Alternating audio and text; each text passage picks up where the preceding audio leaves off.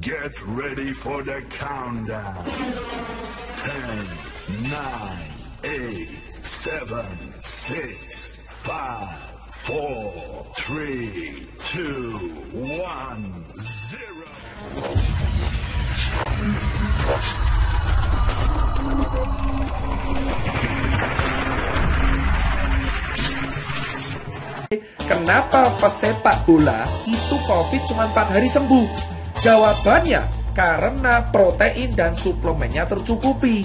Ibrahimovic kemarin kena COVID, langsung dia bilang dia nggak kenapa karena nutrisi tercukupi. Nah, kalian tahu Indonesia banyak orang yang nggak tercukupi nutrisinya. Sampai segini kalian paham? Jadi kalau ditanya obat COVID ada? Nggak. Obat COVID yang langsung membunuh itu nggak ada. Adanya adalah obat yang meringankan gejala pada paru.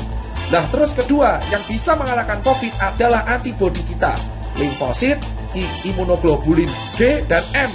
Makanya kalau di rapid ada IgG IgM. Kalau ada swab juga IgG IgM. Paham? Nah, kenapa kok di swab? Sekarang saya jawab. Telur selalu bertanya, kenapa di swab? Gini bos, virus COVID ini, virus itu kan RNA. RNA itu zat ya, kayak ada DNA, ada kimia. Jadi kayak sel itu saya terangkan secara singkat. Ada sel, ada kromosom ada RNA. RNA ini yang bawa gen, ya. Nah, virus ini itu bisa nyerang kalau ada cantelannya, bro. Nah, ada cantelannya. Jadi kayak gini. Nah, ini adalah virus. Ini virus. Saya ulangin, ini virus. Nah, ini tuh ibaratnya adalah sel tubuh. Sel tubuh kita tuh kayak gini, ya nggak segede ini, tapi anggap aja sel tubuh kita kayak gini. Nah, virus ini virus ini tuh bisa nyantel kalau cangklongannya ini sesuai, paham? Nah, ternyata yang sel-selnya sesuai sama itu di tenggorokan sama di paru. Makanya virusnya itu langsung nempel di tenggorokan, tak, langsung di paru, tak. Tubuh kita alarm, woi, bro, ada orang asing, bro, sikat. Orang asingnya siapa? Wah, anjing, COVID-19. Langsung dia ngasih tentara. Kalau tentaranya menang, ya kita sembuh. Makanya disebutnya self-limiting disease. Memang kalau imunnya kuat. Makanya Neymar, terus kemarin Ibrahimovic, Robert Pattinson bisa sembuh 4 hari. Kenapa? Bro, atlet kuat imunnya. Virus masuk diajar langsung sikat. Paham? Sampai sini paham? Kenapa kok di swab? Karena swab ini reseptor virus COVID paling banyak tuh di sini, bro. Tenggorokan sama perbatasan hidung dengan tenggorokan. Makanya di swab. Harapannya dilihat selnya. Oh, no COVID tesu. Gitu. Makanya saya nanti akan kaitan kenapa saya solusinya swab gratis. Paham? Nah, Mas Tirta, berarti kalau orang kena virus, berarti orang yang pernah kena DB, orang yang pernah kena DB atau influenza dulu lebih kuat. Betul. Kenapa? Itu kayak kapalan. Contoh, kamu kalau main gitar, ini kan kapalan, kayak saya. Contoh, orang kena DB, orang kena tipes, tipes bakteri, sorry. Orang kena DB, terus orang kena hepatitis, orang kena virus influenza H1N1, dia posisinya akan lebih kuat. Kenapa? Karena antibodinya sudah biasa diajar. Makanya yang kena COVID rata-rata orang kaya. Itu alasan kenapa orang gelandangan, orang gila, orang di pasar jarang kena. Karena tentaranya sudah siap. Paham, bosku? Itu teori utamanya ya. Itu teori utamanya. Saya terangkan dulu nih, biar kalian nggak salah kaprah. Jadi kalian tahu, memang benar virus ini bisa sembuh sendiri kalau imunnya kuat. Nah, kalau imunnya nggak kuat, pakai obat penunjang. Nah, ini baru bahas strukturnya. Makanya kalau kalian tanya, kenapa orang gila nggak pernah COVID? Karena imunnya kuat, mas. Bajila sampah dimakan aja kuat ya. Kenapa COVID rata-rata menyerang orang yang menengah ke atas? Karena tubuhnya belum biasa disikat, bro. Paham kan? Nah, dari sini kan kalian tahu kenapa ke orang gila, gelandangan, pasar nggak kena. Makanya semakin sering kalian di lapangan malah kena. Kenapa, bro?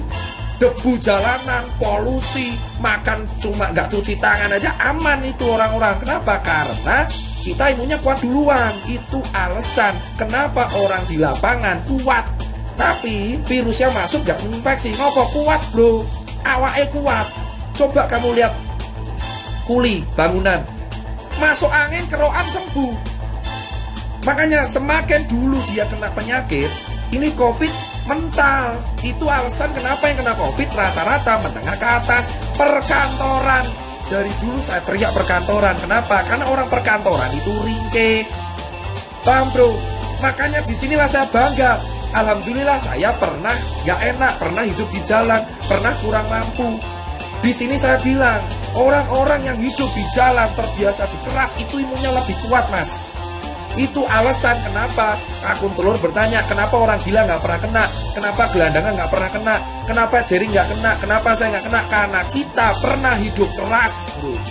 Bersyukurlah kalian yang hidup keras, karena dengan adanya COVID kalian yang selamat duluan. Itu alasan bro. Makanya COVID ini menjadi seleksi bahwa jangan nyepelein orang kecil. Karena yang selamat duluan sekarang orang kecil. Karena mereka terbiasa hidup keras, hidup susah, makan gak enak, bakterinya banyak, otomatis tentaranya lebih kuat. Itulah alasannya kenapa saya terangkan dulu pelan-pelan ini di level 5. Bang, kenapa ke orang kantor lebih sering kena? Mas, sekarang saya terangkan orang kantor. Kembali lagi, COVID itu antibodi kita. Orang kantor cuma duduk dari jam 7 pagi, kerja ngadep laptop, kena AC, gak kena matahari, duduk tok, makan fast food, delivery, pulang jam 8, tidur kurang, main HP terus, kena AC. Kalau kena COVID tentaranya lemah. Itu alasan klaster perkantoran di Jakarta paling gila. Kenapa DKI paling fatal? Karena orang-orangnya kerja di kantor, imunnya lemah semua. Saudara sudah dengarkan apa yang dikatakan oleh Dokter Tirta tadi. Dokter Tirta itu dia betul-betul menyelidiki COVID-19, bagaimana karakternya. Jadi dia tahu virus itu masuknya kemana, asalnya dari mana, kemudian bagaimana mengatasinya. Jadi virus, jadi tadi diterangkan bahwa ada sel, kemudian ada kromosom, ya, kemudian ada RNA. Virus itu adalah RNA. RNA itu itulah yang membawa gen. Jadi, nah sekarang bagaimana kita meningkatkan daya imun kita, Karena orang-orang yang selamat sekarang adalah daya imunnya yang tinggi, yang kuat, yang boleh dikata dia selalu di luar rumah bergelut dengan debu, dengan apa segala macam, dan dia sudah sering kali kena influenza, sudah apa, dia bilang kapalan itu maksudnya kebal terhadap itu karena daya imunnya sudah terbentuk.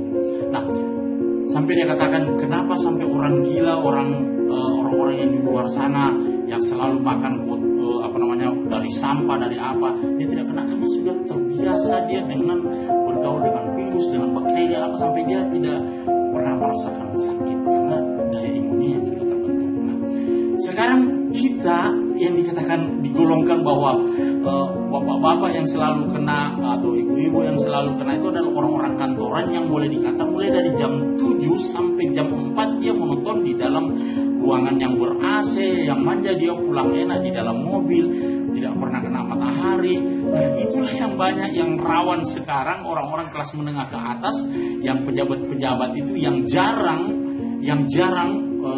di lapangan, olahraganya juga kurang. Itulah yang pertahanan tubuhnya lemah. Nah, bagaimana cara mengatasinya? Dia sudah malas pergi olahraga, kemudian walaupun gizinya misalnya terjamin, tapi kekebalan tubuhnya tetap lemah. Ada solusi enggak? Saya ini sudah 2 kali kena COVID-19. Pertama waktu COVID baru menyerang, baru masuk di Indonesia dan masuk di Makassar. Saya di Makassar sekarang.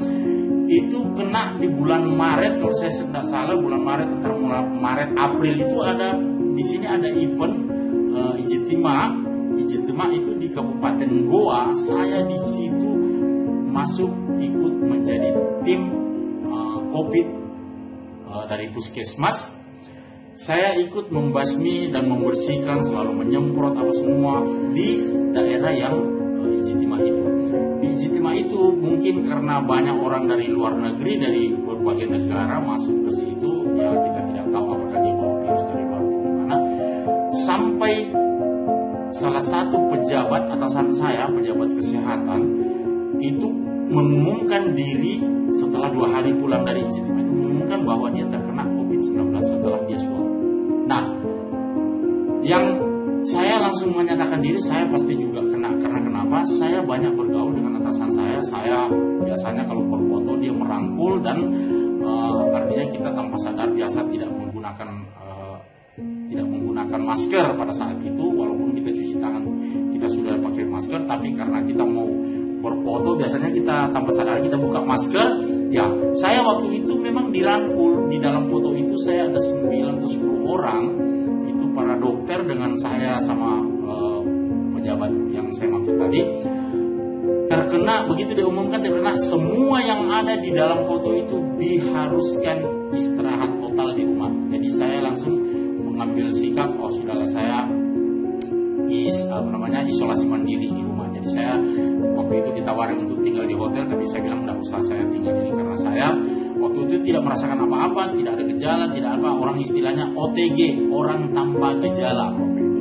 Jadi saya tidak, ini cuma istirahat selama 16 hari saya berkurung di rumah, saya memisahkan diri dengan keluarga, saya kurung di kamar dan saya semua makanan saya semua disimpan di luar kamar. Saya jam itu saya nelpon orang di dalam rumah, saya telepon apakah saya punya makanan. Saya artinya dijamin itu dan saya tidak pernah kontak dengan orang-orang di dalam rumah saya selama 16 hari. Setelah 16 hari saya pun waktu itu tidak mengambil sikap untuk menyatakan bahwa saya pergi swab supaya saya ini, tapi saya tidak ambil. Jadi 16 hari protokol saya pikir saya sudah tidak apa-apa, tidak ada gejala, akhirnya saya masuk kantor kembali. Tapi pada saat di bulan Mei itu betul-betul saya merasakan bahwa saya kena lagi nih, kena betul-betul aslinya saya kena COVID. Karena kenapa? Gejalanya betul-betul saya tahu dan itu semua ada sama saya. Pertama, saya menggigil, jadi suhu badan saya itu 37,8 waktu itu.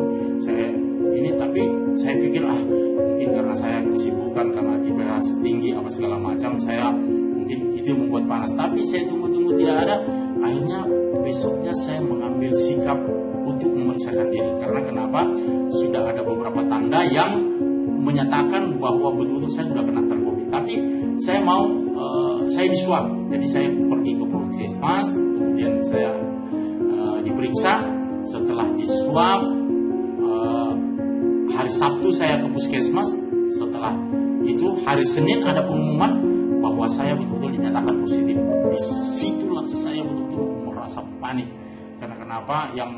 Yang lalu-lalu saya tidak merasakan apa-apa, tapi ini betul-betul ada gejala. Pertama demam, kemudian yang kedua saya batuk, tapi batuknya rasanya kering, kemudian kerongkongan saya pada saat menelan sakit, kemudian hidung saya pada saat mencium bau-bauan sudah tidak ada, semua rata, tidak ada baunya. Saya coba ambil wangi-wangian seperti minyak kayu putih, bawang putih, kemudian minyak angin, kemudian bau-bauan harum-haruman, ya parfum saya cium, saya semprotkan tangan saya, kemudian saya cium, tidak ada baunya sama sekali. Dan itu saya perbandingkan dengan saya punya istri, kemudian istri saya ini harum, ini baunya begini, tapi saya tidak mencium sama sekali. Kemudian setelah itu saya makan juga semua hambar, tidak ada rasanya. Padahal di situ saya makan sayur, ada garamnya, ada rasa ada lombok pedis, kemudian ada semuanya hambar. Saya minum teh pun rasanya kayak minum air tawar, jadi hambar rasanya, tidak ada sama sekali. Saya langsung yakin sudah positif dan memang sudah dinyatakan dari puskesmas positif. Saya panik, saudara-saudara saya panik betul-betul. Saya tidak tahu apa, walaupun saya ada beberapa obat yang diberikan disarankan dari puskesmas, tapi saya yakin ini virus susah melawan. Dan beberapa jurnal yang saya baca yang dari luar negeri, orang-orang yang sudah terkena COVID tidak ada jalan, satu-satunya adalah yang kita harus andalkan adalah pertahanan tubuh kita. Nah, saya bingung bagaimana caranya. Sudah terlambat, saya harus olahraga sekarang sudah terlambat, tapi saya tetap mengikuti anjuran pemerintah. Tetap walaupun misalnya saya sudah tahu bahwa saya sudah kena, saya melakukan masker untuk kontak dengan orang, saya tidak mau kumpul. Setiap saat saya cuci tangan, kemudian pun kalau misalnya saya berbicara dengan orang menjaga jarak, itu yang saya lakukan. Dan saya tidak keluar dari rumah, bahkan dari kamar pun saya tidak keluar kecuali mau berwudu atau mau mengambil makanan yang sudah tersedia di meja. Nah, yang saya lakukan apa untuk menyelesaikan permasalahan saya, karena saya betul-betul saya bawa COVID, saya dengan kepanikan itu saya berupaya untuk tenang, saya sholat, saya minta doa, semua saya lakukan itu. Tapi kegelisahan ini semakin hari semakin bertambah. Saya selama 8 hari di dalam kamar itu saya tafakur, saya ingat semua, dan saya tidak mau pasrah. Saya harus hidup, saya harus bertahan hidup dengan kekuatan apapun, saya harus bertahan hidup. Akhirnya semua jurnal-jurnal, semua informasi-informasi media yang saya pernah baca bahwa obat ini obat tradisional, obat apa segala macam, saya lakukan itu. Saya tidak peduli, yang penting saya selamat hidup. Sampai satu waktu ada teman saya yang datang menawarkan solusi yang betul-betul. Saya by telepon, dia bilang, dia cerita bahwa dia berapa pasien yang dia tangani, dia hanya menangani, dan bukan obat medis yang beredar di Indonesia, tapi ini adalah suplemen, bukan obat. Ini adalah suplemen yang terbuat dari DNA salmon jantan, ikan salmon jantan. Jadi dia punya sperma salmon jantan itulah yang dibuat bahan ini. Saya bilang, oh iya, antarkan ke saya, berapa harganya. Saya tanya harganya waktu itu 1.650.000. Saya langsung ambil 2 karena istri saya juga dinyatakan positif. Pada hari Selasanya diperiksa, satu keluarga diperiksa, ada 6 orang yang periksa selain saya. Kemudian sepulang dari puskesmas cuma 1 orang yang ikut positif, jadi saya dengan istri saya. Akhirnya anak dan saudara saya pindahkan ke rumah yang sebelah. Kemudian saya dengan istri saya juga bisa kamar, dia lain kamar, saya lain kamar. Kemudian saya beli 2 produk yang ditawarkan oleh teman. Produk itu harganya 1.650.000. Saya bilang kasih saya. Waktu itu saya cuma mau coba 1. Ternyata saya berpikir, waduh, kalau saya cuma 1 tidak cukup, saya harus beli 2. Dan saya beli 2 ini Utsukushi, jadi 3.300.000 saya beli 2 ini. Langsung teman saya dibilang, kamu beli 2 otomatis gratis, saya langsung kasih bergabung kamu di perusahaan itu, agar kamu bisa juga mengembalikan uang yang kamu sudah belanjakan. Loh, bagaimana caranya? Saya mau berobat kok bisa kembali tidak punya uang? Bisa.